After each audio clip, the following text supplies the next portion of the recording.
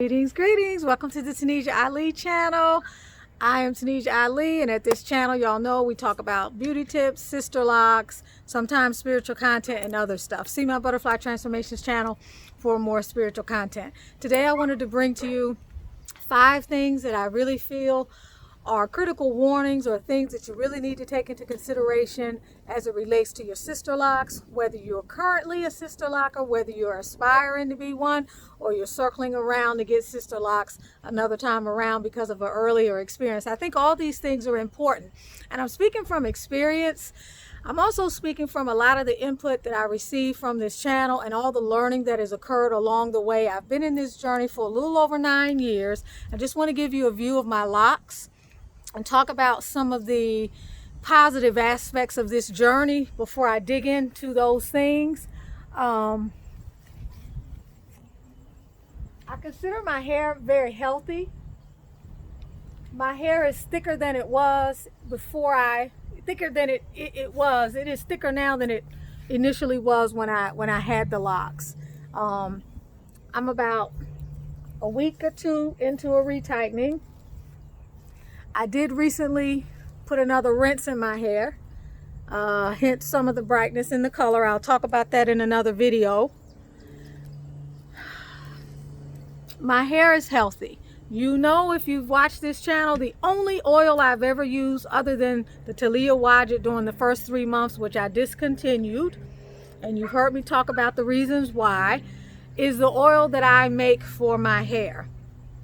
And I use that oil now probably just twice a week. I'll spray a tiny bit in and massage my hair. I've changed the formula. I've talked about that on the channel as well. I mentioned the oil because that is the 4th thing that I was going to talk to you about today. And I'll just go ahead and get into number 4, which is feeding your hair for the long term. Feeding your hair for the long term has to do with being very particular about what it is that you put in your hair, what comes close to your hair, what it is you're subjecting yourself to. Anything that has to do with your overall health is going to benefit the overall health of your hair. But in particular, the kinds of products that you put in your hair, from what you wash your hair with to any conditioners you may or may not use. I don't use any conditioners on my hair. The only time I've used any conditioners is right after a chemical color. I will put that conditioning treatment in one time and that's it. However, you also know I make my own shampoo. I've given the recipe for that on the channel. My shampoo is a conditioning shampoo, although it is not a conditioner. The oil that I put on my hair is very conditioning because it helps the overall health of my hair. It helps to keep it thick and healthy. It keeps my root bed looking and feeling good. It gives my hair a glow in the midst of all the coloring. You know, I've colored my hair with chemicals, I don't know, at least 10-12 times over a 3-year period. I've used rinses now 3 times. This is my 3rd rinse. Other than some drying and a change in my texture and a little bit of breakage here and there, I've experienced very little trauma as a result of the color. But I do feel like that has everything to do with what I put in my hair and how I treat my hair. So feeding your hair what it needs to survive is more than getting healthy so-called products that are also mixed in with a lot of other stuff that's unhealthy that can cancel out some of those benefits. Putting products in your hair that also have alcohols in them that's going to dry your hair out. Putting things in your hair that also have other mineral bases and other synthetic oils and products and things like that that are just not going to be good for your hair, that aren't going to allow your hair to be healthy and to breathe, and that will not nourish your hair and keep it healthy. That is really important. This is a long-term investment, so it's not something that you went into very lightly. You spent a lot of money. Might as well spend a little extra to find whatever it is that you need to find that's going to keep your hair healthy in the long run. Feeding your hair the right thing is not something you do one time. It's something that you do consistently over time that allows your hair to continue to perform at the level. My hair is growing very fast because of what I use on my hair. Now, you all know I took about 6 or 7 months off from my oils while I tweaked a new blend that you can get from me just by contacting me, going to my website that's in the description. I did that because of some concerns that I was having about the weight of my locks, as well as the lint that I continue to be battling for the entire journey. So I stopped using my oils. I did notice during that period of several months when I stopped, my hair growth slowed. My hair growth now has resumed. I've been back at it now for, I don't know, maybe, I guess now that we think about COVID, when I guess it's been longer than 4 or 5 months. It's been about 4 or 5 months since I've been back at it, and I've noticed a difference in my last couple of retightenings. So what you're feeding your hair is very, very critical. Take a look at the products you're putting in it and make a decision. If all of those products, if you can't pronounce some of that stuff, if those products are not natural products, if they're not helping to feed your hair the proper nutrition, moisturize, contribute to follicle strength and so forth, then you need to re-examine what you're putting in your hair. Let's look at number 1. This is critical. I'm going to do a second video related to this.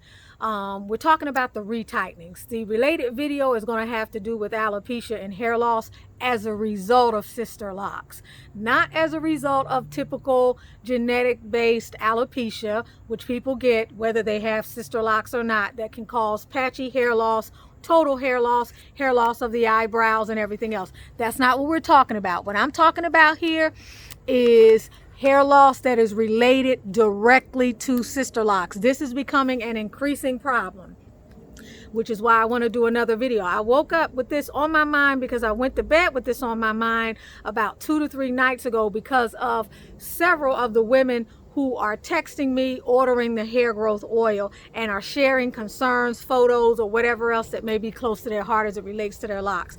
And interestingly enough, I went into the office for a session, which I have not done in quite some time, to a sister who, when she saw me, is considering getting locks, and the first thing she spoke about, the first thing out of her mouth was, yeah, I know a lot of women that have Sisterlocks that have had them for a while and they're having hair loss. How do you feel about that? Or what do you have to say about that? And so that, coming on the heels of this very pensive conversation I was having with myself, having just been greatly concerned about the relationship between the Sisterlocks and the hair loss that you are not really hearing a lot about, it really got me interested. Now, it was confirmation for me to do another video. So I'm going to talk about first one aspect of that. I'm not going to get into all of it right now, but that aspect of it is the retightenings. This is where it gets sticky, because unless and until we as the clients begin to set the pace by giving the knowledge to our locticians, our consultants, it's not going to change. No different than any manufacturer begins to meet the needs of its client base. Until we begin to have these conversations with our locticians, it's not going to be on the table for conversation. For many reasons. One of the more important reasons being, I don't know if the Sisterlocks people are talking about this, because whenever I go to the site, I can't see anything related to this, and I don't want to hear anymore that Sisterlocks don't cause hair loss, because Sisterlocks can cause hair loss. Sisterlocks can be directly related to hair loss, and there are some precautions that we all need to be taking, and unless and until we inform ourselves about what those precautions are, we're gonna run up against a trial and error situation that could create a situation where by the time we start losing our hair, it's too late. So first and foremost, I got some noisy neighbors walking down the street, but actually she's one neighbor who's very loud. Okay, she's talking to a man and she's saying, I have called you multiple times. So she is sounding off, and he's explaining now, which is why it's quiet. Okay, anyway, back at the ranch. So, the retightenings. I had a session with a sister the other day who gets her retightenings every 6 weeks. She's had her locks for a few years now. Every 6 weeks for retightening is too often, as far as I am concerned. Am I a Sisterlocks consultant? Hell no. Am I a loctician? No. Okay. Have I been able to keep my hair healthy? Yes, up to this point. Do I consider my experience something that all of you can extrapolate on? No. Everybody has a different situation. But based on her hair, the texture, the length, And the cycle of growth, which you can see when you're looking at somebody's hair, 6 weeks is too often to be getting a retightening. 6 weeks, you're going to be getting a retightening at least 8 to 10 times a year, thereabout. Okay, each time, this is what you need to realize, each time you get a retightening, your hair goes through some trauma, period. It doesn't matter what the quality of the retightening is. Each time you get a retightening, your hair is going to go through some trauma. Now that trauma is compounded by the frequency with which you do the retightenings, the condition of your hair when you go in the retightening, namely, have you detangled it? Has it been washed? What kind of shape is it in? Or do you have married locks? Did you use a detangler? What's the status when you go in? How much pressure or force is being used to actually retighten those locks? Okay, the areas that seem to be problematic are especially this area here and maybe this area here. This could potentially be alopecia. This is not. Okay, all of this up here is not alopecia. If you study alopecia, for the majority of people, I don't want to make a blanket statement, for the majority of people, this is not going to be where the locks just start falling out. Okay, but that is not to say that you cannot begin to develop systemic hair loss and have locks start to fall out from all other places and begin to have thinning, balding, and loss of hair. My position is that if someone is going to be retightening your hair that often, that there's a whole different, especially when it comes to the front, but this is no different for your whole head. There's more time that needs to be added and allotted for that retightening, and it needs to be very tender and very slow so that you can't even hear any breaking, you can't hear any fraying, you can't hear any popping, and you can barely hear that hair going through, that tool going through, and it's a very smooth process. If you cannot facilitate that with your loctician, you either need to find another loctician or you need to begin to do your own hair. You have to take your hair's health into your own hands, because what you need to understand is you are the advocate for your hair. Your loctician is going to be more vested in what your hair looks like right now. When you get to a point where your hair has experienced so much trauma that you look up one day and you realize it's already thinning out, or you're already having some problems, by then it's almost already too late. You cannot expect your loctician to say, I'm sorry, I'm the reason why your hair is thinned out. That's not going to happen. So you need to be proactive. Proactive means watching the amount of retightenings you get, making sure that loctician consultant slows down, taking over your own retightenings if you have to, so that you can be very gentle and you can do them at a period of time that works for you. Now, you all know I go 11 to 12 weeks for my retightening. I am by no means suggesting that that is proper for you. What I am saying is that for the most part, that works for me. I also have other regimen things that I do that you may not be doing that could possibly be the cause for why I'm not experiencing anything right now. I don't wash my hair frequently at all. Right now, I washed it when I colored it. Prior to that, it might have been 3 months. I do not wash my hair often, but you also know I use oils to clean my hair. I use the antibiotic, antimicrobial, antifungal oils to clean my hair and keep my scalp good and healthy, and that's what's working for me. That is what I can see is working for me. So that's what I am doing. Everybody's regimen is different. You have to find what actually works for your hair. So be mindful of that. Keep an eye out for the next video that I'm going to post that's going to be called something to do with alopecia or balding and Sisterlocks or something like that. I got to move on to the next topic. The second thing is really short: braiding and banding. You don't have to just stop braiding and banding after the first year or two. You can continue to braid and band throughout if you choose. There are times now where I may still braid and band, although within this last, say, year, I've probably only done it once or twice. But I would braid and band sporadically, and I do that well into my, I'm already at 9 months, 9 years and a few months. I'm a big supporter of braiding and banding. If you have new locks, I don't care what anybody says to you, go ahead and braid and band. And some of you have requested a video on that. I'll show you how I braid and band. You don't need the slippage. You don't need the bunching, unnecessary bunching. It also helps with the weight of the lock. It helps with so many things, and it is prescribed by the Sisterlocks organization, so you want to try to do that as much as possible. Okay, the next thing that's really important, number 3, because we did number 4 already, having to do with what you feed your hair. Number 3 has to do with reducing the amount of stress on your hair.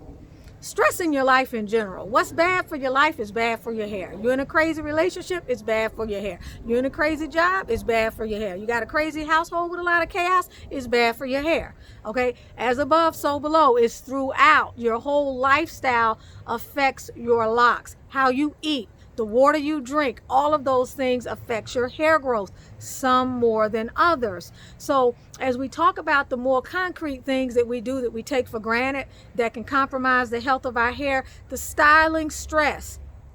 If you're wearing your hair up like this every day, expect the consequence. If you're pulling a sweatband around the front of your head every day, expect the consequence. If you're pulling on these locks every day, expect the consequence. If you're wearing curls every day and you're not careful about holding this part of your hair still while you wrap this part so that this does not receive a lot of styling stress, there's going to be a consequence.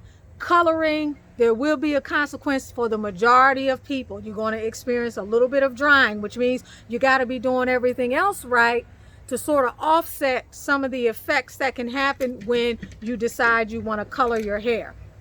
These are things that are very, very, very important. The other thing that I mentioned a second ago, which has to do with washing. Washing in and of itself, as far as I am concerned, based on my personal experience, is a form of styling stress. Yes, we must wash. Yes, but let's take our bodies, for example. We shouldn't really be using soap in our vagina because of it upsetting the pH balance. We should be using water, right? So in this case, if you want to get rid of odors and everything else that shouldn't be there, you should be using water. Okay, you shouldn't be using those harsh chemicals. Using those harsh chemicals on a regular basis creates stress for the homeostatic environment that needs to exist within the vagina so that the flora is not upset, right? The same for your hair. Depending upon what you're using, the frequency, the quality of your water, whether you have soft water, hard water, if you're using alkaline water, whatever it is that you're doing, you can wash your hair too much. I understand people work out. There are remedies for that. Create an essential oil mist.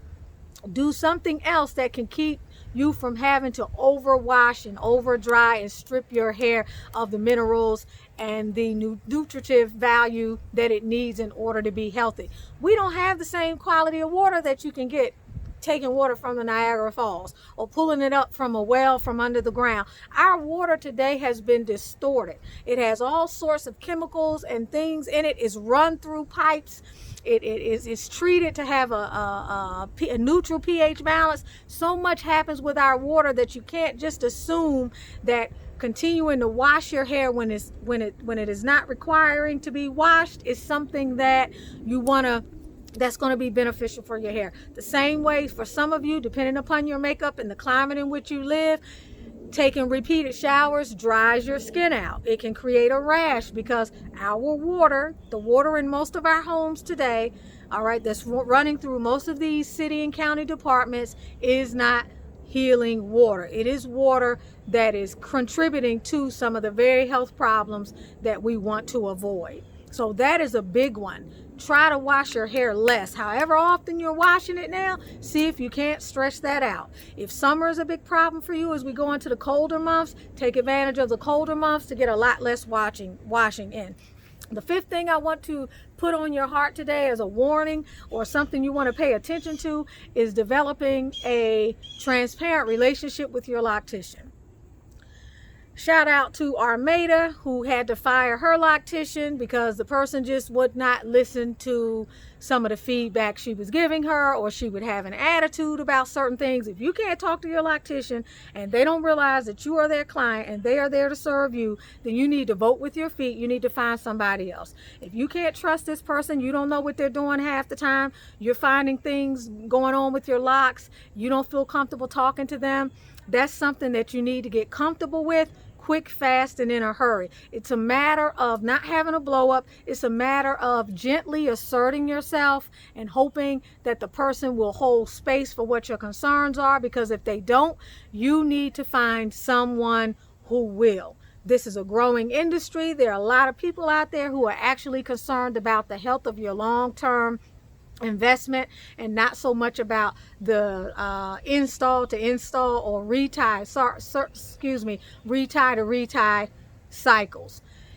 That is very important. You are growing hair. This is an investment. This needs to be somebody who is running a business that is professional, that is invested in the health of natural hair, that has a story of success behind them, that has clients that you can see what they are doing, that is not doing this in the back parking lot somewhere or sitting in the basement of their house while they're watching soap operas all day, jerking that thing through your hair. Concerned more about how much money you're paying and not the quality of your hair, which is why you're always better off if you can find somebody who's a cosmetologist or somebody who at least has shown and proven that they are invested in the health of your hair and can talk to you about what are some of the reasons for thinning locks, and can go beyond things like a person may have a genetic disposition to thinning hair. I don't want to hear about that, because that happens to people who don't have locks. I want to know,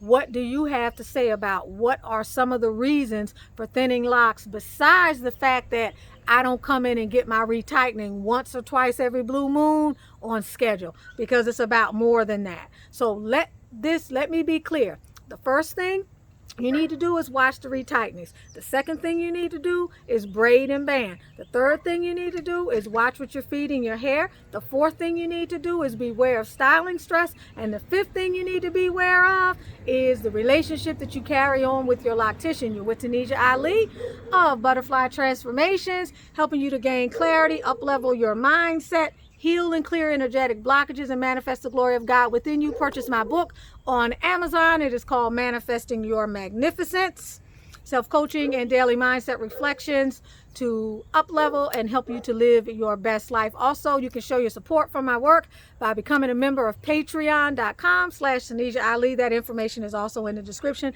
Please show your love for this video by liking it, by sharing it, by leaving a comment, by subscribing.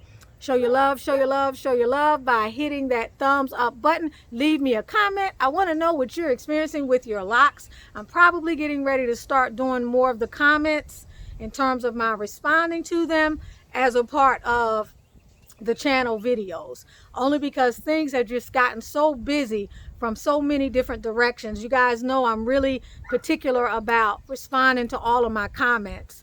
Sometimes I'll give you a hello with a kiss. Sometimes I'll go in and type responses. I consider you all a part of my team, my family, people that I value, your input. Some of you have been with me since the beginning. I love you, and I'm so grateful for you. So I never want to dismiss comments. The most effective way for me to get to some of these comments moving forward is going to be to discuss them here on the channel. So don't be dismayed if you don't get an engagement on the channel other than an acknowledgement. I will get to your question on the site, unless you are asking me for the recipe for my proprietary hair oil, which I cannot give, but you can look and search the channel for other recipes that I've given over the years, and you are more than welcome to definitely use those. Thank you for all your support. Much love, much love, much love. Enjoy this beautiful day. It's beautiful down here in Atlanta.